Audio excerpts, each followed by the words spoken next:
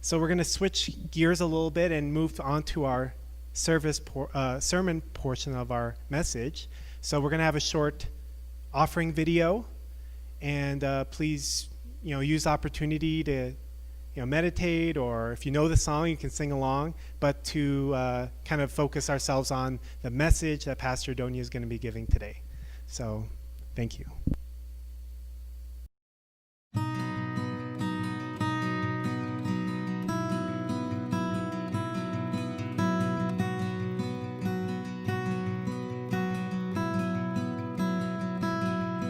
When he told you you're not good enough, when he told you you're not right, when he told you you're not strong enough to put up a good fight, when he told you you're not worthy, when he told you you're not loved, when he told you you're not beautiful, you'll never be enough. Fear, he is a liar. He will take your breath, stop you in your steps.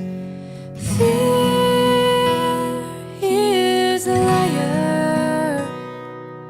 He will rob your rest, steal your happiness, cast your fear in the fire, 'cause fear, he is a liar.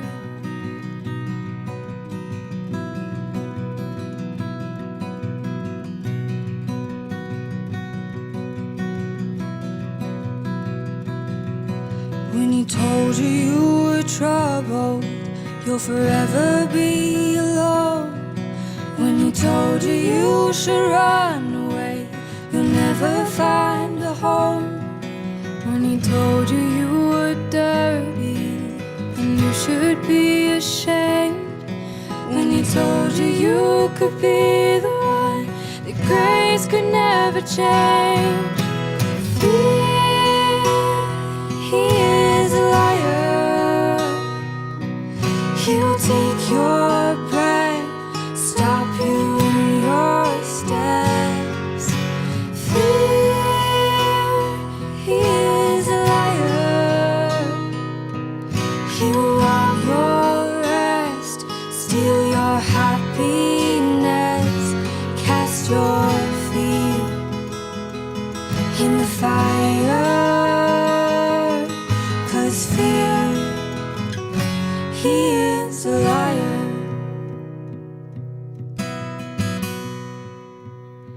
Let your fire fall and cast out all my fears.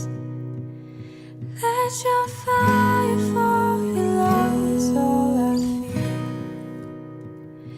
Let your fire fall and cast out all my fears. Let your fire fall, your love is all I fear.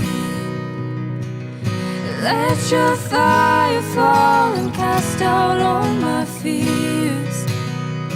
Let your fire fall, your love is all I feel. Oh, fear, he is a liar. He will take your breath, stop you in your steps. Fear, he is a liar. He'll rob your rest, steal your happiness, cast your fear in the fire, 'cause fear, he is a liar. 'Cause fear, he is a liar. Good morning. Hi.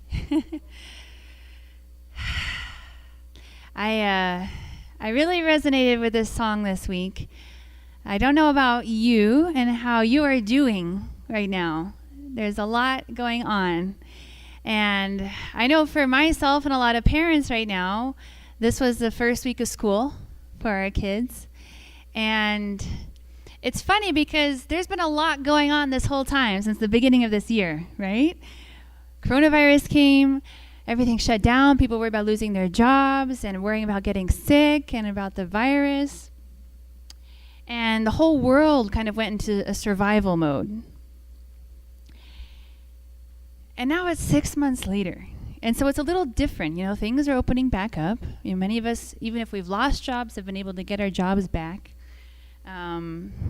Things with coronavirus are a little more under control. There's more testing and tracing, and it doesn't just feel like it's floating around waiting to jump on us anywhere we go. We feel like we have a little bit more control over that.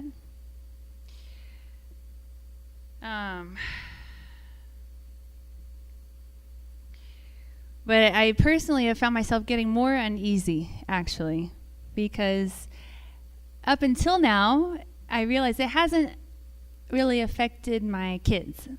You know, they're just pretty happy living their life at home. They've had a lot of extra game time. They've had a lot of extra time with mom and dad. So in some ways, I feel like, okay, I can protect what's mine or what's safe. But with school coming back, thank you, I realized that this is not just affecting me, and I can't shelter my kids. It's affecting everybody, including our youngest people. And this week I was faced with a choice I had to make a choice last week that I didn't want to make regarding my kids' school. I felt very out of control because of coronavirus, and schools made things different. Because of the way schools made things different, I couldn't accept the way that my school was doing things, and so I had to remove my kids out of that school and find a new program.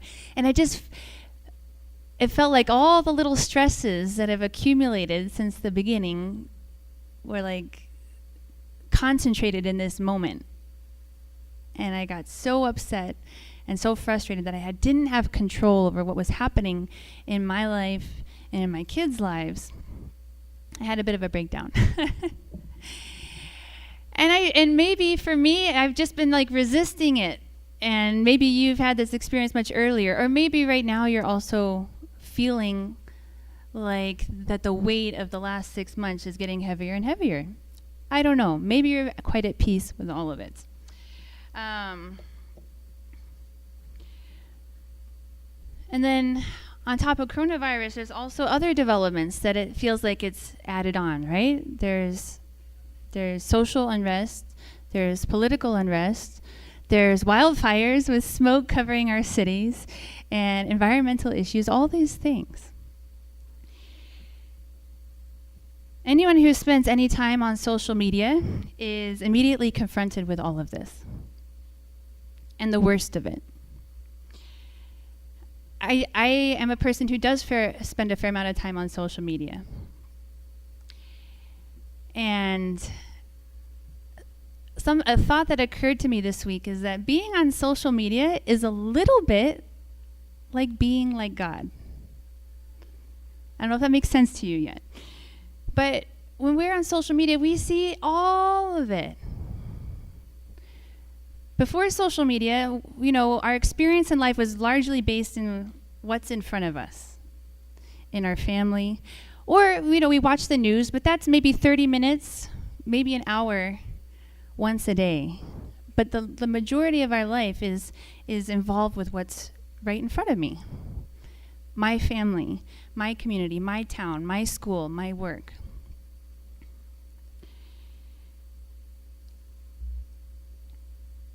But with social media, we see all of it. And I was thinking, as human beings, we have very good imaginations.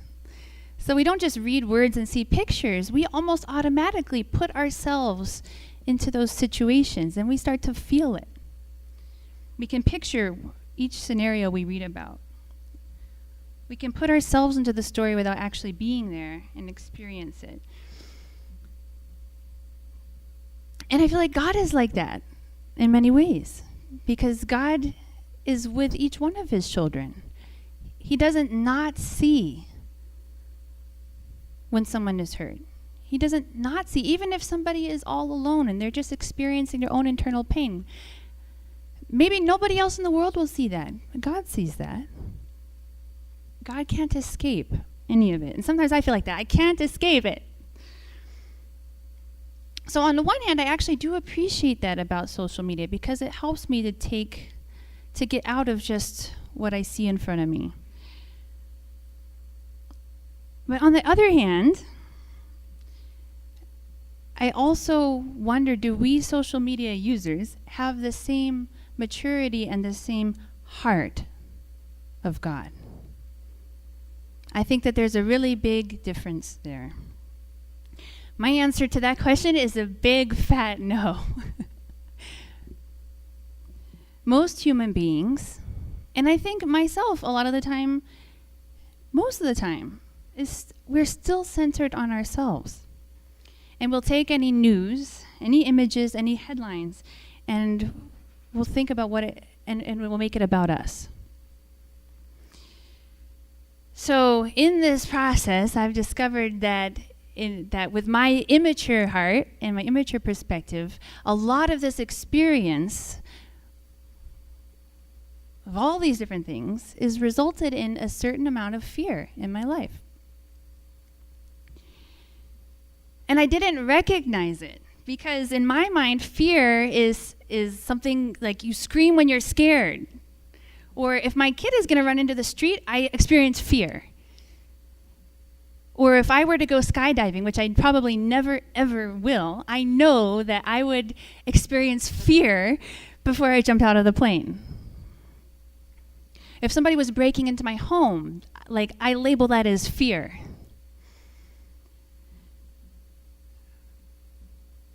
But I didn't recognize that this kind of growing uneasiness is also a certain level of fear. And as I was making these choices I didn't want to make and feeling like I was out of control last week, I became aware of some very unpleasant emotions that I was experiencing it. And as I looked at the definition of fear, and the definition of fear is an unpleasant emotion caused by the belief that someone or something is dangerous, likely to cause pain or a threat. So in this definition, fear is an unpleasant emotion caused by a perceived threat. But also, fear is not just an emotional experience. Fear causes a real and very visceral reaction to our perceived possibility of threat. I did a little bit of research into psychology articles and books, and it was very enlightening. So I took this little excerpt. Fear is physical. Fear is experienced in your mind, but it triggers a strong physical reaction in your body. As soon as you recognize fear, your amygdala alerts your nervous system, which sets your body's fear response into motion. Stress hormones like cortisol and adrenaline are released. Your blood pressure and heart rate increase. You start breathing faster, and even your blood flow changes. Blood actually flows away from your heart into your limbs, making it easier for you to start throwing punches or to run for your life. Your body is preparing for fight or flight. So something I think that's really important to note here is that fear is actually not bad. Fear is something that each person is created with so that we can survive this world, right? To help us avoid harm. And then this article continues, but as some parts of your brain are revving up, others are shutting down.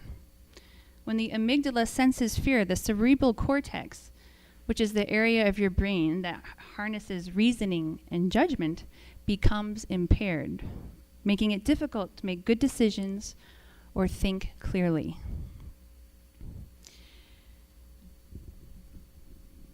So,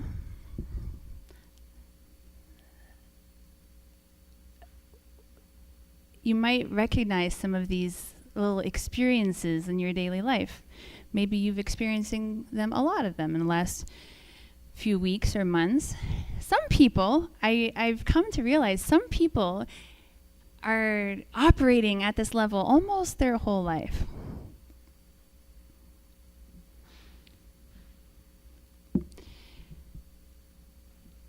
So the note that fear is not a bad thing, but we often have it triggered in us to situations that it's not helpful in. It is helpful to have the blood rush to your arms when you actually have to run away from a bear. It is helpful for you to be able to react quickly if your child is about to be run over by a car. These things are helpful. I don't know if some of you have heard this other definition of fear, but I think that this applies to most of our experiences in life are not related to actual physical threats on our being. Most of the fear that we experience is in reaction to a perceived threat or pain or something that we don't want. So this other definition of fear is like the acronym of fear, FEAR, false evidence appearing real. False evidence appearing real, and we have a fear reaction to this false evidence. So I think most of you will recognize that if something dangerous actually happens, we deal with it. We deal with it quickly. But it's the anticipation of things that may or may not happen that actually causes us more stress in the event itself. So I found a really awesome excerpt in the article by Psychology Today. Oh, you know what? I wanted to share this before I went into all this. So sorry. Back up a second. This is my intro slide. One who is afraid of fate will be swallowed up by it. But if one meets fate head on, fate will give way to them. This is a quote by our founder, Reverend Moon. So I wanted to start with that. Start strong. Sorry, I had to throw it in second. But this is where I'm going to be going with this, okay? But my article that I found in Psychology Today is also very enlightening. The title of this little section was called "The More Real the Threat, the More Heroic Your Actions." We react differently to real and imagined threats. Imagined threats cause paralysis. Being scared about all the bad things that may or may not happen in the future makes you worry a lot, but take little action. You are stuck in a state of fear, overwhelmed, but not knowing what to do. Real threats, on the other hand, cause frenzy. When the threat is imminent and identifiable, you jump to action immediately and without flinching.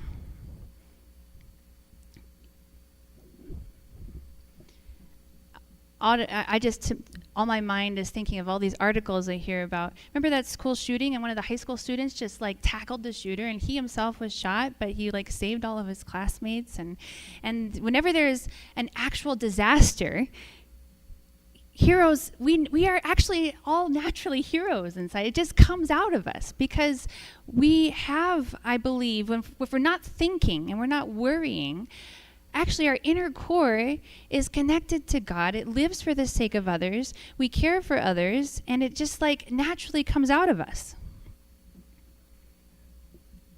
Like my dad? Oh yeah, my dad saved a couple of people, and he does it without thinking. I've lost myself. Here we go. But unfortunately, many of us are caught up in the first part of this paragraph, where we're thinking about things that could happen to us, that might happen to us, that we foresee as happening to us. And then we become overwhelmed and paralyzed by our feeling of lack of control in our life. I found a few quotes in the Bible that I want to share with you, which I feel actually in some ways are very connected to this. And you may recognize some of them yourself. This is 2 Timothy chapter 1, verse 7. For God has not given us a spirit of fear, but of power and of love and of a sound mind. Isaiah 41:10. So do not fear, for I am with you. Do not be dismayed, for I am your God. I will strengthen you and help you. I will uphold you with my righteous right hand. And this one, even though I walk through the valley of the shadow of death, I will fear no evil. For you are with me, your rod and your staff, they comfort me. It's interesting, as I read these, it actually connects, in my mind, it connects very much to this last bit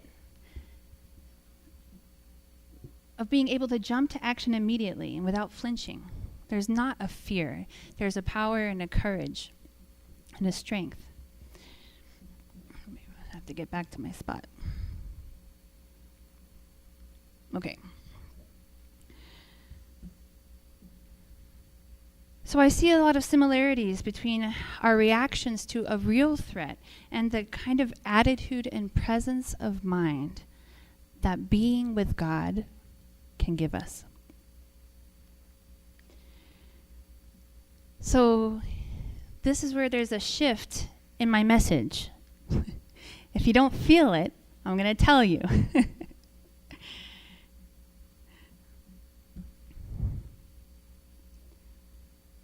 When God is present in our life, when we are more focused on God than myself, fear does not have a grip on me. And I'm not saying that everything is just rainbows and butterflies and there's nothing to be scared of. It doesn't mean that scary things don't happen in our life. It doesn't mean that there aren't actually real threats.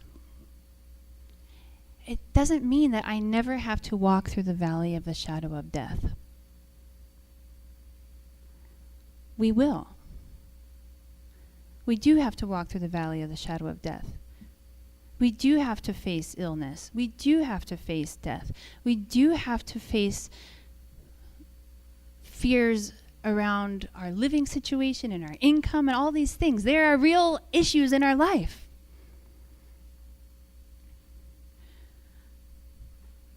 But when God is present in my life, it means that I don't walk in fear. I walk in power and courage and love.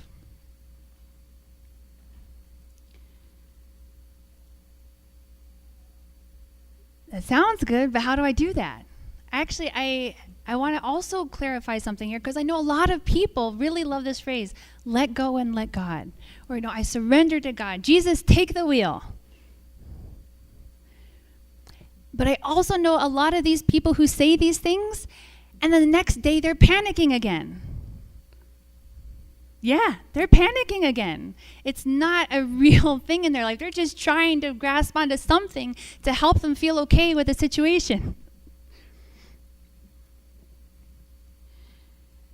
But I have found that actually, in order to walk in power and love, and face our fears, to face our fate, we need God. But I myself also need a certain level of maturity. I need a certain foundation in my life to be able to do that effectively.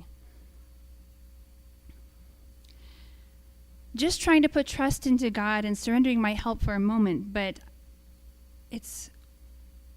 what makes it real is what's actually going on inside of myself.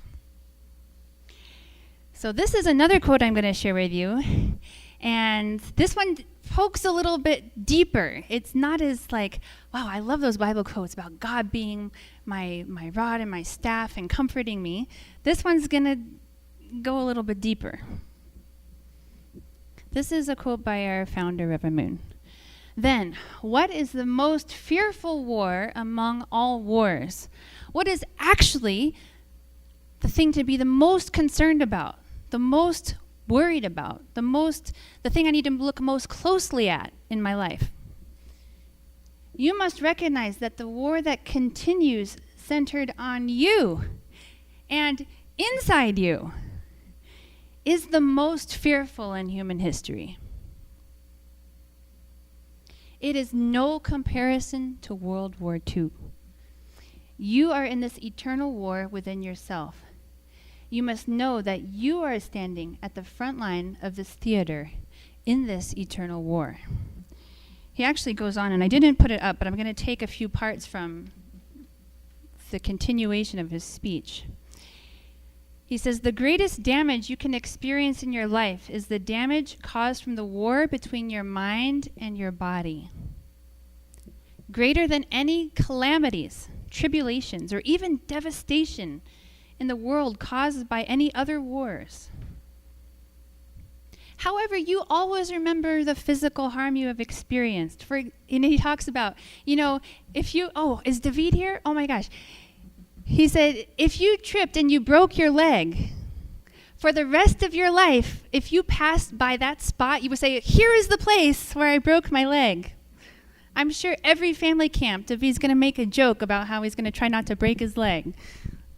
Okay, we do this, if there's a big event or a moment or pain that happens to us, we don't forget those things. We mark them. And anytime we come close to it, we remember it. Father says he would never forget such a thing. But on the other hand, there are countless people who would never think of or remember the defeats of their mind in the relentless war between their mind and their body.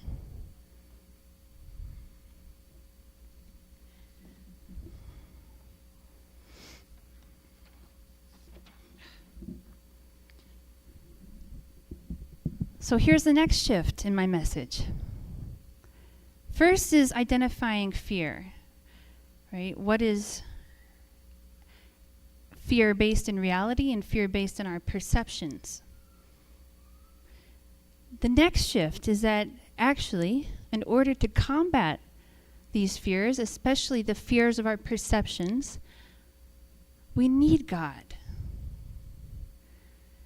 But in order to have the confidence that God is with me and I can walk through this valley of the shadow of death, there's something I need in myself. When I have a conflict within myself, no matter how much I may try to face the world with courage and love, I will struggle. And I think it's because even unconsciously, I recognize that this struggle that I'm feeling inside myself, this struggle to love my husband, this struggle that I have to let go of my own selfish desire for how my day is going to go and let God work and create something beautiful in my life, the struggle that I have with an addiction that I have, the struggle that I have with not being able to love a person different than myself. I think unconsciously, we recognize that this struggle that's going on in myself is the same thing that's happening in the world around me. And I am not standing on solid ground. That's why so many people feel shaky in their life. And that when I have a struggle in myself, that the struggle that I see in the world is just an outward expression of what is going on inside of me. It becomes very personal.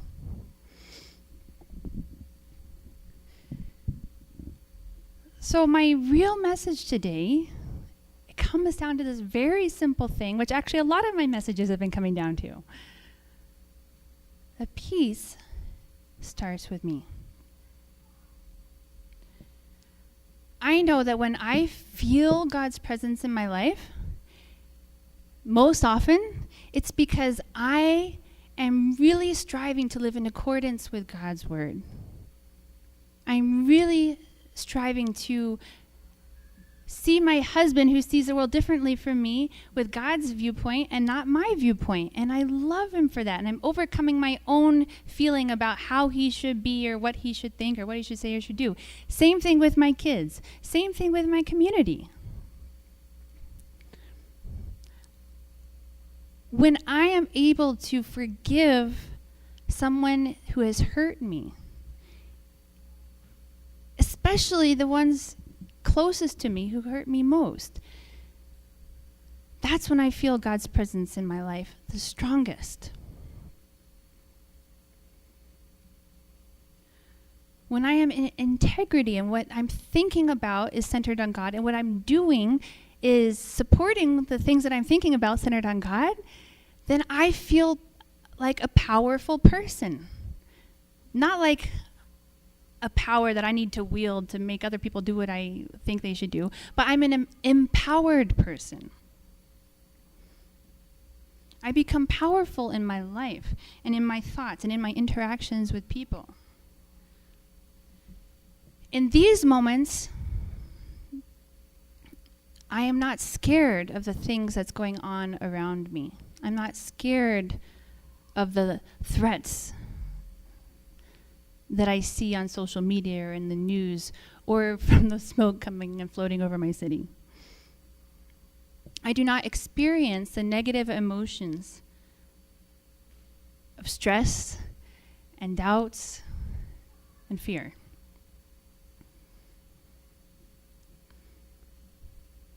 So I have to look at myself because I just said that I was experiencing fear this week.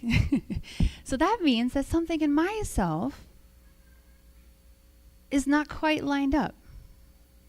Something in myself. I need to look at myself.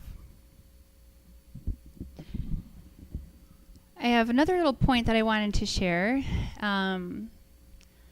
This was in an article, like 7 facts about fear. And this 7th fact about fear was that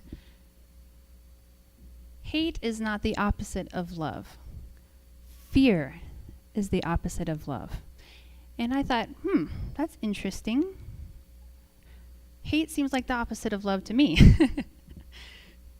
But the argument was that what actually combats fear, what can actually overwrite our experiences of fear, is the hormone oxytocin. Oxytocin is the love hormone. This is the hormone that gets released when a mother kisses her newborn baby. Both the mother and child, I just saw this, they both have a burst of oxytocin. This is the hormone that's released when we're embraced by our spouse. This is the hormone that's released when we do something that we love, when we connect to God in nature, when we have an engaging and loving conversation with one of our best friends. The scientists at the Department of Psychiatry and Psychotherapy at the University of Bonn have now been able to prove oxytocin's helpful effect in overriding fearful experiences. Under its influence, the expectation of recurrent fear subsequently abates to a greater extent than without this messenger of oxytocin. So this is a little scientific nugget, but what it shows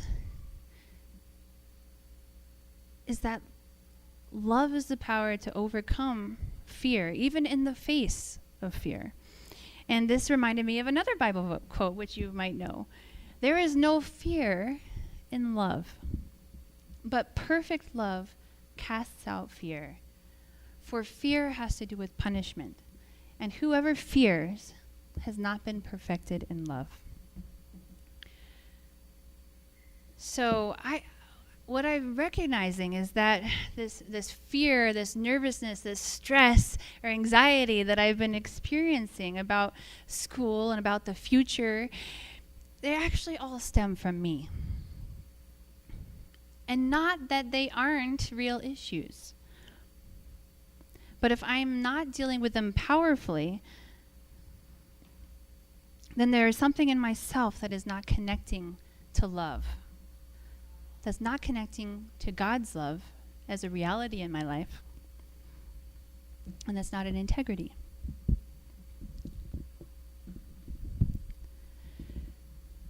So in some ways, this message is both, it's a little prodding, because it made me realize that, there are problems out there, but the problem is actually in here. And that means I have to do something about it. But the empowering part of that is that if the problem is here, I can do something about it. Because if I just see the problems as being out there, then how much can I do about that? When I'm standing on sand, when I'm out of integrity, when I'm not in alignment with God, there is nothing I can do about that. But when I am powerful in my own life, you'd be surprised what kind of power we have that can impact over time these things that are stressing us out there. So I want to leave you with an empowered mindset that maybe there's something to work on, but we all have the capacity to work on it. I come back to this all the time. God would not create us in such a way where we're not able to reach our potential. We are never too stuck in my ways, too broken, too damaged to be able to reach God's love, to find integrity with myself and become a powerful person in my own life and in my family. So I hope that there's something there for you. I think there's a lot to reflect on. I know there is for me, and I'll be reflecting this week. But I really touched this week. I recognized that it's not just crazy out there. 2020 did it again, like all these memes that kind of put it on 2020. Oh, murder hornets, that's 2020 for you. No, there's actually something in me that I can do. So with that, please join me in prayer. Heavenly Parent, good morning. Thank you for a beautiful morning. We're so grateful for the rain that's been clearing our skies, putting out fires. Heavenly Parent, but we recognize this rain is just a symbol for the way that you want to touch our souls. So many of us are smoldering inside. We don't like it, and we don't know what to do with it. It doesn't feel good. But we know that between you and myself, we have the power to put out these fires, to create a beautiful garden, to create something new, Heavenly Parent. Thank you so much for your continued patience with us. It's a slow process. We're all learning and growing, and we make mistakes, Heavenly Parent. But I really believe that in the different situations of our life, you are always rooting for us to make the right choice, to take the good action, to overcome a difficult circumstances and rise above it. And in that process, you will be restoring our heart and soul, aligning our minds and our bodies and our actions and our thoughts with you, and creating powerful people. We are just one person, but one person who's aligned with you is a powerful person. And you want to change the world with those people, Heavenly Parent. I pray that wherever we're at on this journey, that we can just be thankful that we're here. We're still here. And you're working in our life. And I pray we can take the next step this week. I pray we can let go of our fear. As the song said, let your fire fall and cast out all my fears. Because your love is all I feel. And love can eliminate fear. When love is real, and when love is based in reality, and love is based in integrity in myself, Heavenly Parent. Thank you so much. We offer this message to you and begin this week with you. I pray this in my name, Michael Antonio Hendrick, Blessed Angel Family. Amen and adieu. Okay, thank you.